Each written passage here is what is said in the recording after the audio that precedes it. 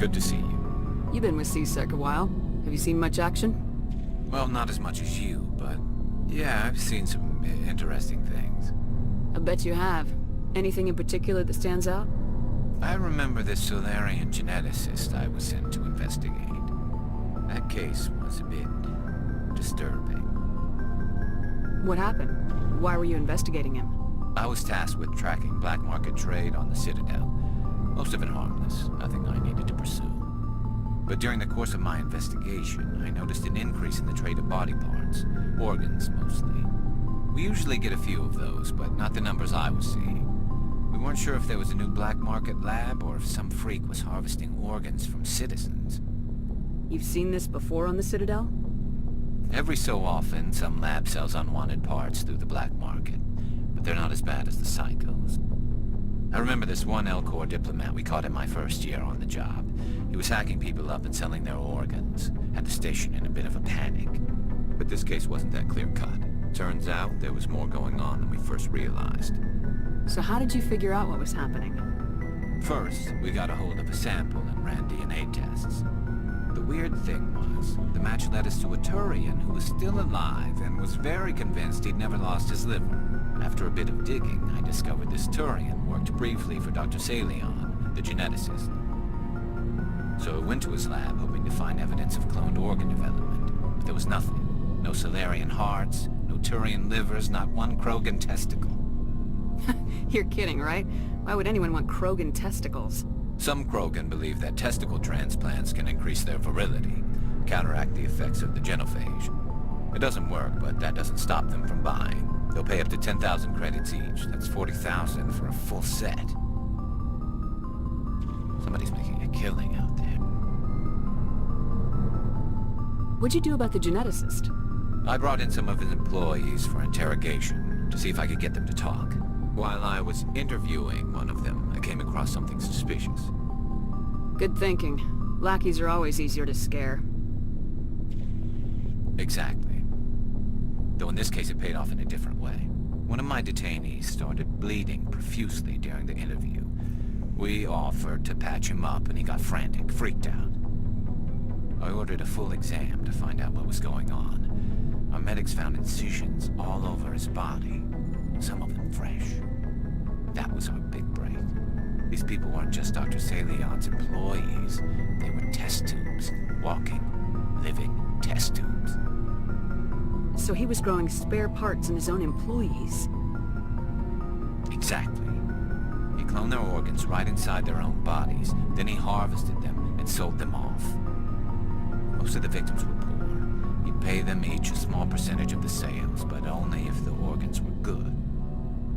Sometimes an organ wouldn't grow properly, so he'd just leave it in them. Most of them were a mess, but only on the inside, hidden so nobody could see it.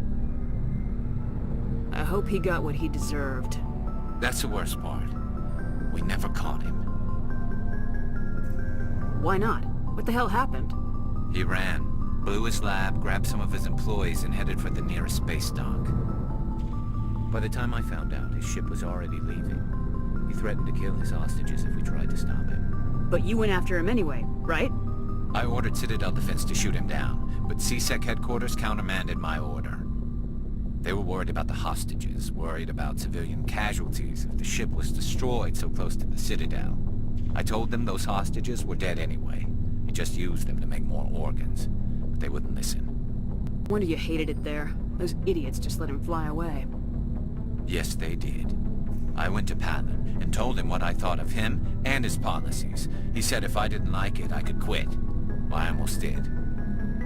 All they had to do was disable that ship, stop him from running. Maybe the hostages die, maybe they don't, but at least we stopped the bastard responsible for it all. A few casualties is a small price to pay to stop someone like that. Yeah, exactly. I mean, those hostages might be wishing they'd died by now anyway. Just wish I could have stopped him. That's all. Do you have any idea what happened to Dr. Salion? I sent out feelers from time to time, hoping to find something. I thought I'd found him a while back. He changed ships and changed his name to Dr. Hart, his idea of a joke, I guess. I told the military, but they weren't convinced it was him. I got the transponder frequency for his new ship, but I just can't get anyone to check it out. I'll check out the coordinates when I get a chance. I was hoping you'd say that. But Commander, take me with you when you go. If it's Saleon, I'm gonna be there when you find him.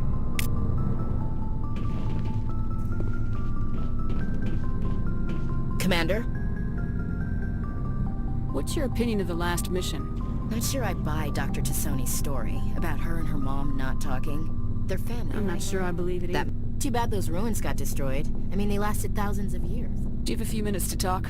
One-on-one? Sure. I was just watching some mail from home. Oh, before I go, we saw Caden in a news vid about the Normandy. He's cute. Later, sis. Let's pretend this never happened. Are you interested in the Lieutenant, Chief? Fraternization is against regulations, ma'am. Don't ask, don't tell. What's up? You didn't come by to eavesdrop on family mail. Your family seems to be important to you. Yeah, we've always been close. Me and my sisters especially. With Dad on duty so much, I had to help Mom raise them. Did your father serve with the fleet? Yeah, took any crap posting he could get that offered space time. You know what? He worked his ass off trying to get recognized, but he never made it above serviceman 3rd class. He was real proud when I met Chief. First thing he did was salute. What about your mother? You haven't mentioned her. You must know what military wives are like. Strong because they have to be, able to raise kids while Dad's away on a 6-month cruise. She has a degree in planetary geology. She and Dad both wanted to see new worlds. She gave up her career to raise us, though. You have more than one sister? Sounds like a big family.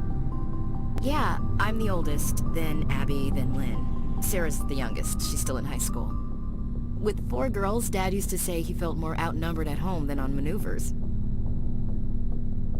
Where did you grow up? All over. We transferred a half a dozen times before I finished grade school. You go where personnel command sends you, right? I guess that's why I'm so tight with my sisters. We'd have to leave all our friends every 2 or 3 years. Next you'll tell me you all ran across green fields singing show tunes. Don't knock show tunes. I might have to take exception. Things were tense between Sarah and me for a while.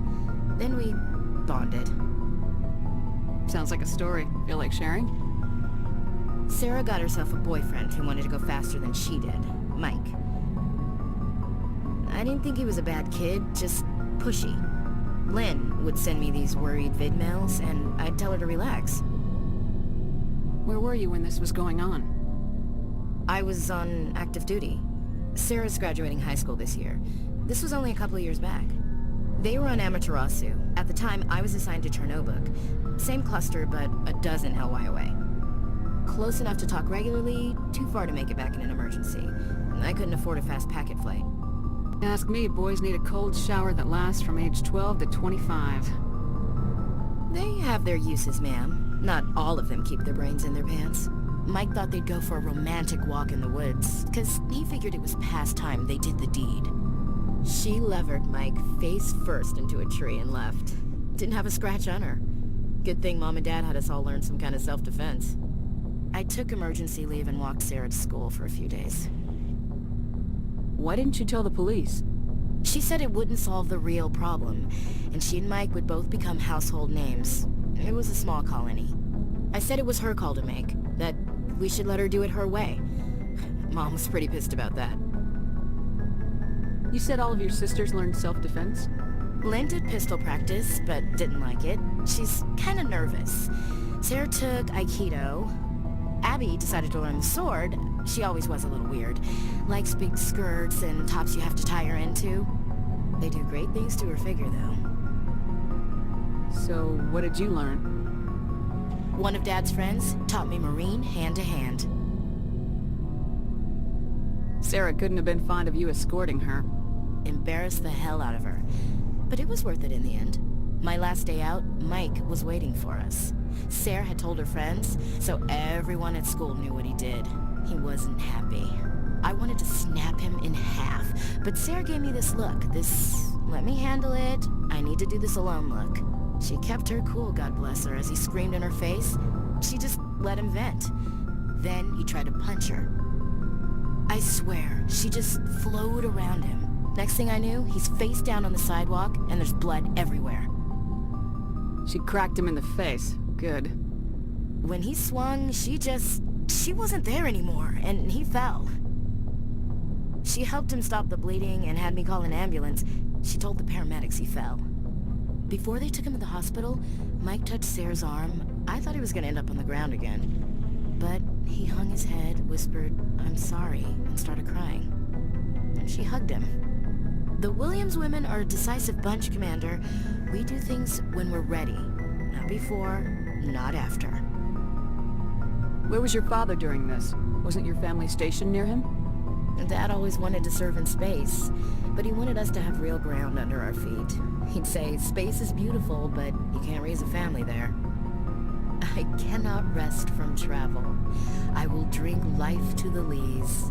All times I've enjoyed greatly, have suffered greatly, both with those that loved me and alone. For always roaming with a hungry heart, much have I seen and known, cities of men and manners, climates, councils, governments. I never thought I'd hear you reciting poetry.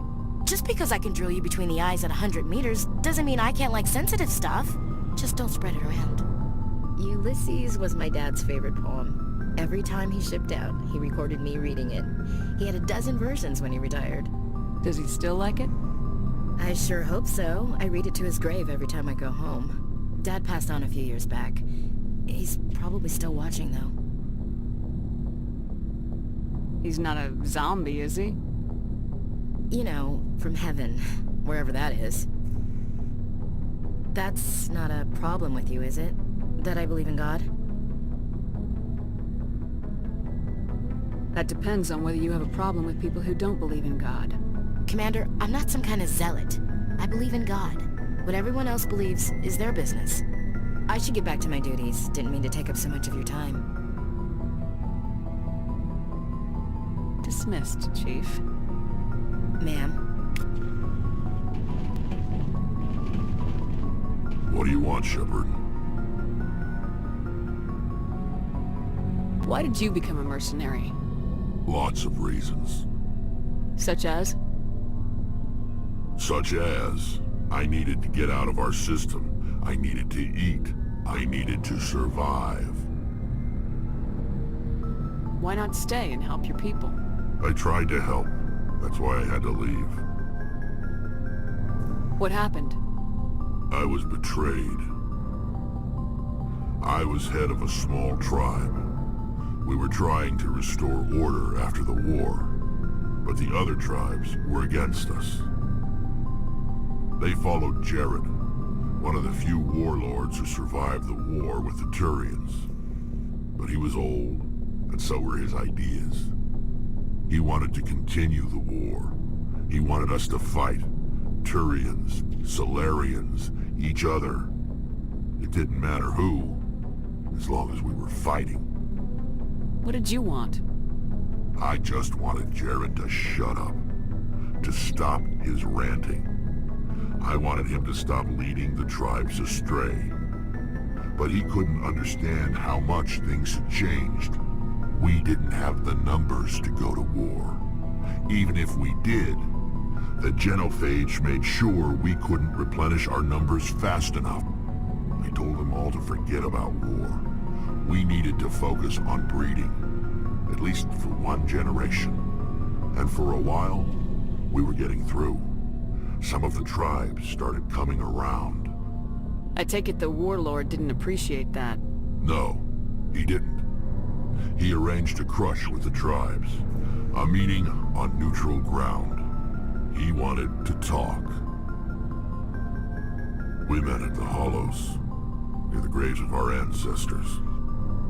The skulls of our dead laid bare to remind us where we come from, and where we all go. It's as sacred as any Krogan place can be. Violence is forbidden. Sounds like a trap to me. You must have suspected as much. I did. But when your father invites you to a crush, well, there are some laws that even we hold sacred. Jared was your father? He was. Until that day. We talked, but we didn't get anywhere. When it was clear that I wouldn't join him, he gave the signal. His men leapt from the graves of our ancestors like Krogan undead. The few that were loyal to me died quickly. I escaped with my life, but not before I sank my dagger deep into my father's chest. That is why I left, and that's why I'll never go back. You must have family other than your father. Don't you miss them? You trying to make me cry, Shepard? I've got some unfinished business with my family, but that's all. What kind of business? Before I left, I made an oath to my father's father. I swore to recover my family's battle armor. It was taken from him after the uprising. Who has it? Originally, it was taken by the Turian military. We weren't allowed armor or weapons after the war. Now, it's in the hands of Ton Actus, a Turian scum who collects relics from the war. He's made millions selling Krogan artifacts that were stolen from my people. He's got several bases where he stores his goods, all fortified and guarded. I just don't know which base has my family's armor. Just tell me where to start looking. I'll upload the data to your nav system. But Commander, I want to be there when you find him. So long, Rex. Shepard. Shepard. Rex?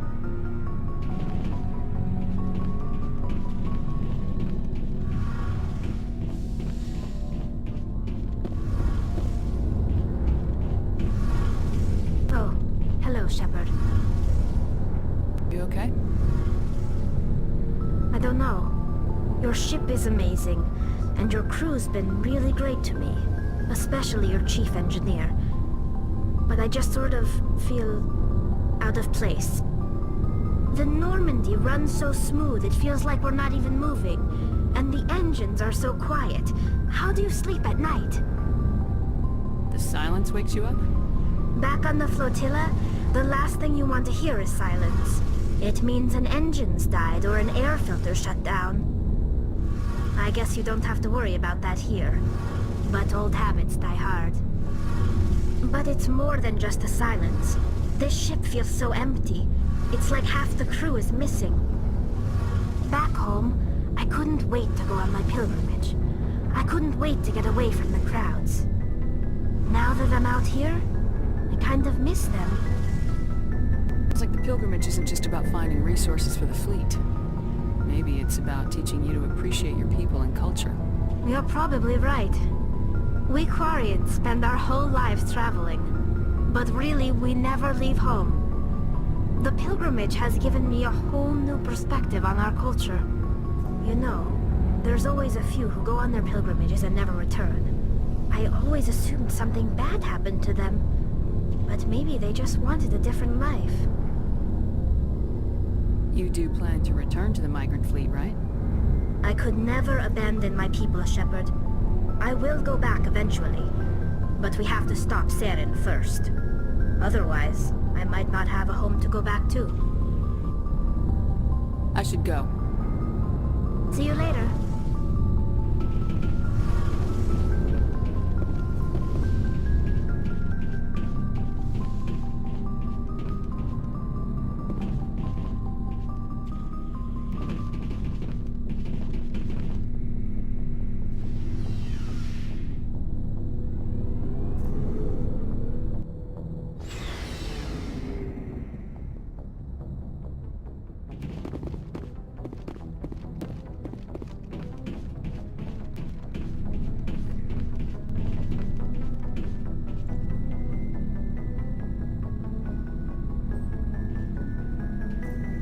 Anything you need, Commander?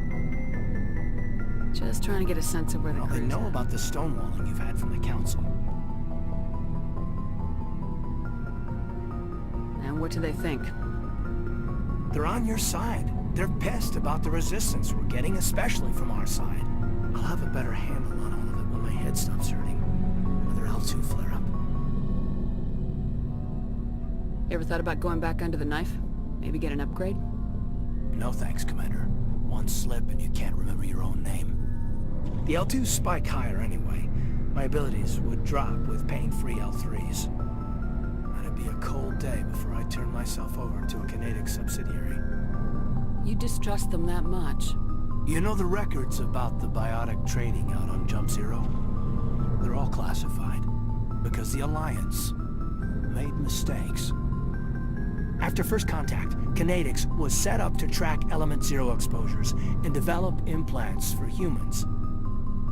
Once we had an embassy on the Citadel, Kinetics could bring in experts instead of taking it slow. Is there some reason we couldn't learn it on our own? They didn't know where to start. I mean, hell, it took a couple of years to even link biotics and Ezo. Forget trying to get the kids to move stuff. They had trouble just helping them not break their own limbs. And their choice of teachers didn't help much. The only experts would have to be aliens. Dead on. Turians, actually. That's why Kinetics kept it a secret. They were afraid of what people back home would think, asking the Turians for help when we just fought a war with them. Get your knuckles rapped a few times, Lieutenant? Yeah, you can say that. Our instructor was a Turian by the name of Commander Vernus. A real hard-ass. He basically had a free pass to break us if it would turn out a decent biotic. Kind of spiraled from there, Commander. You're a hell of a biotic, though. He must have done something right.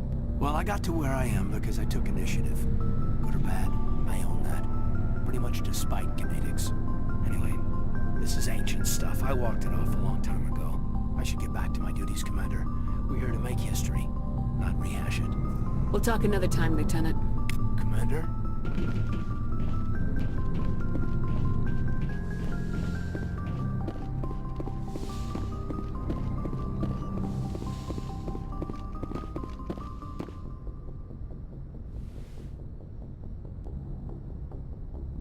I get the feeling you want to ask me something, Commander. Tell me about yourself, Liara. Me? I am afraid I am not very interesting, Commander. I spend most of my time on remote digs, unearthing mundane items buried in long-forgotten Prothean ruins. Hey, you're right. That doesn't sound very interesting.